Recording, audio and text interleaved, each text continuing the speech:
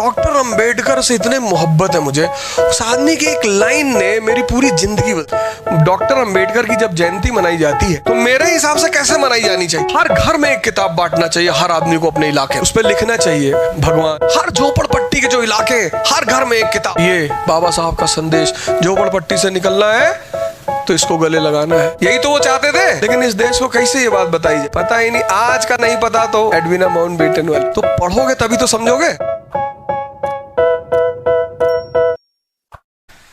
फर्जी फंसा दी हमको आगे बैठा के,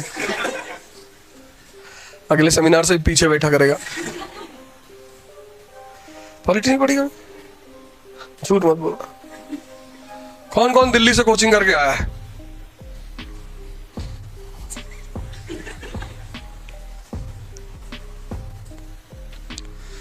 तो इसमें दो चार लोग मैं पहचानता हूं उनको, लेकिन मैं बोलूंगा कुछ नहीं।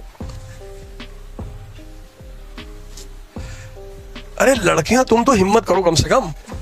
तो चलो मरे हुए लोग हैं, तुम्हारी तरफ से तो कोई हाथ ही नहीं उठा रहा है। पॉलिटी पढ़ी कभी? हाँ या ना? पढ़ी है ना? देखो डिफेंसिव हो गई, थोड़ी सी पढ़ी है। राज्यसभा का हाउस टर्म कितना है? 6 साल। राज्यसभा का, लोकसभा का 5 साल। क्यों?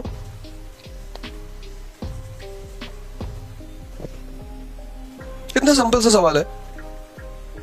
मैंने तुमसे कहा कि एडवाइजरी बॉडी के फंक्शंस बताओ, पूरी शेड्यूल समझाओ, ये तो पूछा ही नहीं। मैंने तुमसे पूछा कि राज्यसभा का टर्म है 6 साल, लोकसभा का टर्म है 5 साल। क्यों?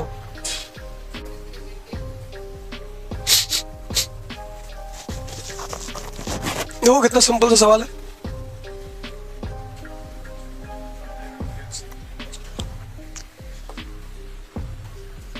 बताओगी? ट्राई कर लो। सॉरी बेटा।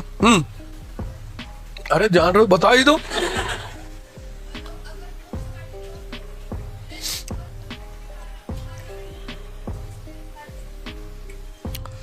बेटा ये बात नहीं है, कोई और बात है। और कौन पढ़ा है पॉलिटी? इधर कौन पढ़ा? तुम भी पढ़ी हो पॉलिटी? तुम में से कोई नहीं पढ़ा? तुम पढ़े हो पॉलिटी, है ना? लेकिन मैं तुमसे पूछूंगी। और इधर बताओ, इतनी बड़ी क्लास है, किसी की हिम्मत ही नहीं पड़ रही कि हाथ उठा दे।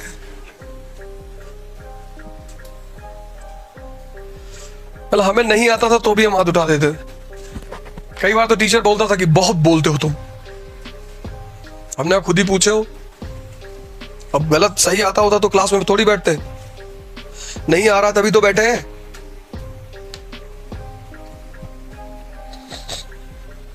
लोकसभा की एज क्या है एंटर करने की? किस ईयर में आदमी इलेक्शन लड़ सकता है? कितने ईयर? 25। राज्यसभा की कंफर्म नहीं है? 35। तैयारी कर रहे हो तुम 1 साल से? नहीं कर रहे? अच्छा, लोकसभा की एज है 25, राज्यसभा की एज है 30, क्योंकि उसको कहा जाता है हाउस ऑफ एल्डर्स। तो 30 के हिसाब से जो टर्म बनेगा वो कितने का बनेगा? 6 साल का। और गवर्नर और प्रेसिडेंट की एज लिमिट क्या है? 35। हाउस ऑफ एल्डर्स के तुम मेंबर हो, तो एल्डर को 5 साल ज्यादा दुनिया देखी होनी चाहिए, तभी तो एल्डर माने जाओगे।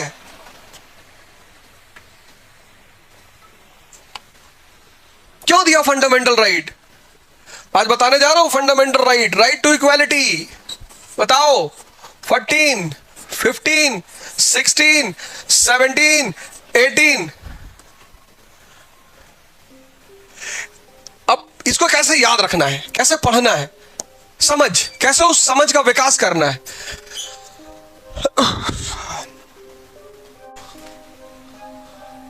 पढ़ाई मजा आने लगा है।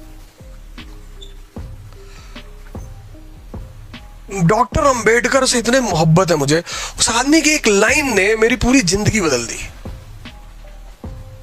तो मेरे जितने वीडियो देखोगे ना, मुझको कौन सा चुनाव लड़ना, किसी से वोट मांगने जाना, कभी नहीं। लाइव चल रहा, लाइव। किसी से वोट नहीं, भिख मंगे भैया, प्लीज वोट। इससे आजकल सोशल मीडिया ने एक नया भिख मंगा पैदा कर दिया। Please like and subscribe. भिख मंगे हैं जो सबसे कहें लाइक एंड सब्सक्राइब। तुम्हारी मर्जी हो तो करो, नहीं तो भागो यहां से, हटो। शिक्षा आत्मसम्मान पैदा करती है। अहंकार तब होता जब मैं तुमसे बात करने से मना कर देता,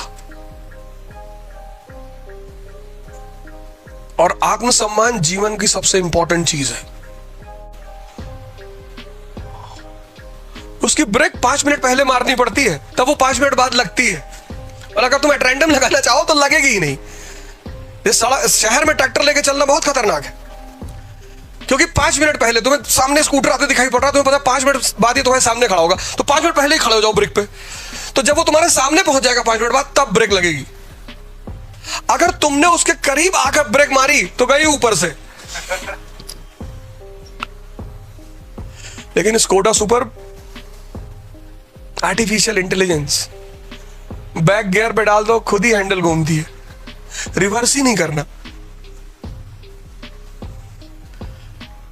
हर महीने में गाड़ी मंगाता रहता हूं ट्रायल में, लेता नहीं हूं, मंगा लेता हूं। कोई दे दे तो अलग बात है, लोहा मिट्टी ईंटा ये सब खरीदना नहीं है। समझ लो, कह रहे मकान बनवा लो, पागल है बे? मकान बनवाओ फिर खड़ा रहो वहां जाके बनाते वक्त, कि नौकर बेईमानी ना कर ले। दुनिया का सबसे चुनौती वाला काम है मकान बनवाना, क्योंकि लेबर को अगर तुम फ्री छोड़ दो तो आज से शुरू करोगे, फिर वो अगले प्री हिस्टोरिक एज में मकान बनेगा। और इतना उल्टा सीधा काम कर देंगे, कहीं सीमेंट गलत लगा देंगे, कहीं स्लेब गलत कर देंगे, तो 2 आदमियों को खड़ा रहना पड़ता है। मोरंग बेच दिए, सीमेंट लेके चले गए, ज्यादातर, सभी नहीं, ज्यादातर। तो मकान बनवाने का मतलब एक आदमी का सती होना।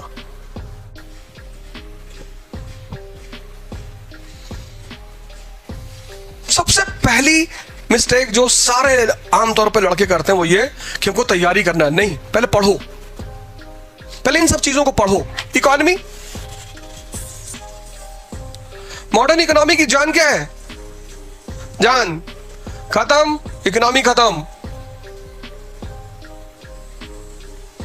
देखो, इसीलिए जब तुम कोचिंग करने जाते हो तो तुम में से बहुत लोगों को यह पता नहीं होता कि यार कोचिंग में करना क्या है।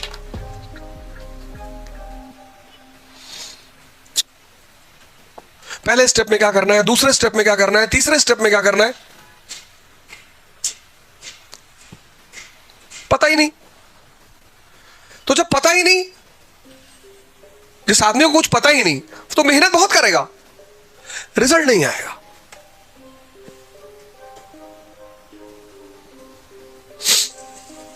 तीन शराबी रात में एक नाव पे बैठे नदी में, और पुल अप शुरू करना शुरू किया, और रात भर चलाते रहे। सुबह हुई, शराबियों को होश आया, बोले यार रात भर हम लोग नाव चलाए हैं, बहुत दूर आ गए होंगे। तो एक ने पलट के देखा, कहा बे दूर नहीं आए, जहां बैठे थे वही है। कहा क्यों? क्योंकि नाव को किनारे से खोलना भूल गए थे।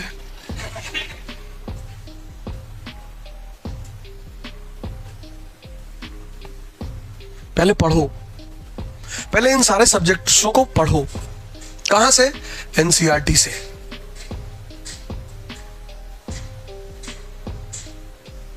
बताए नहीं अभी भी कि इकोनॉमी की जान क्या है,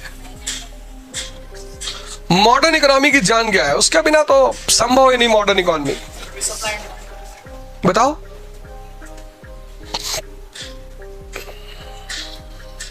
अब I is equal to I, industry is equal to infrastructure is equal to industry. अब आपके महाराष्ट्र से एक इंफ्रास्ट्रक्चर मैन है, कितना बढ़िया काम किया उन्होंने। इंफ्रास्ट्रक्चर में उस आदमी के योगदान को तो नकारा ही नहीं जा सकता। सड़कें और रोडवेज और पुल और हाईवेज, अब तो नाम ही पड़ गया इंफ्रास्ट्रक्चर मैन।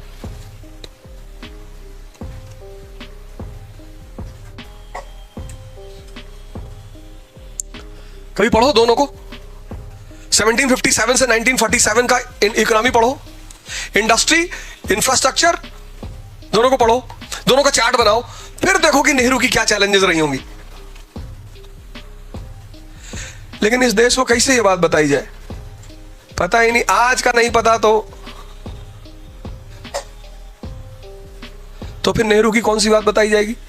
एडविना माउंटबेटन वाली, क्योंकि जनता को बाकी तो कुछ पता नहीं कि क्या लेगेसी हमें मिली थी 1947 में। जिसको पता होगी उसी को तो बताओगे। डॉक्टर अंबेडकर की जब जयंती मनाई जाती है तो मेरे हिसाब से कैसे मनाई जानी चाहिए? हर घर में एक किताब बांटना चाहिए हर आदमी को अपने इलाके में, कि ये मुक्ति वाहिनी दाता, ये उस पर लिखना चाहिए भगवान। मैसेज नहीं जाएगा? नहीं जाएगा मैसेज? हर आदमी अपने इलाके में जिम्मेदारी ले ले कि हर घर में मैं एक किताब पहुंचाऊंगा।